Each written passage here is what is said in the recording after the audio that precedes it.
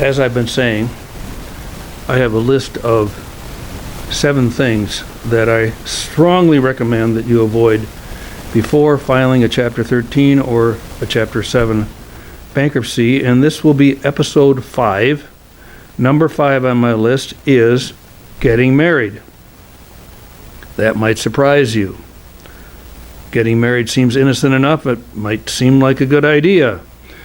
Maybe it is, but if you're thinking about a bankruptcy and you're thinking about getting married, my usual recommendation is that you do the bankruptcy first. The bankruptcy gives you a fresh start.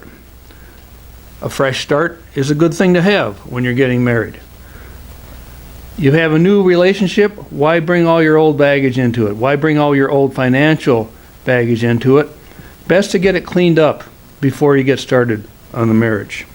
The thing about it is that the bankruptcy code, at least since 2005, has looked at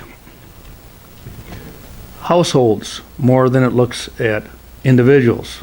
We are looking at your household income and your household expenses, and it's considered that a roommate is a much different thing than a spouse.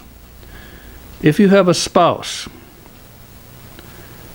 your spouse's income, or most of your spouse's income, will be added to your income for purposes of computing whether you're eligible for a Chapter 7 or Chapter 13 bankruptcy.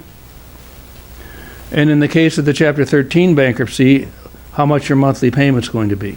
If it's a roommate situation and you're not spouses, the only thing that's going to be counted in your income will be your own income plus the roommate's contribution toward your living expenses. A lot of times that's half the rent. A lot of times it's some portion of the utilities. Sometimes it's nothing. Sometimes you're renting from your roommate. Sometimes you're subleasing and the roommate isn't contributing anything to your expenses.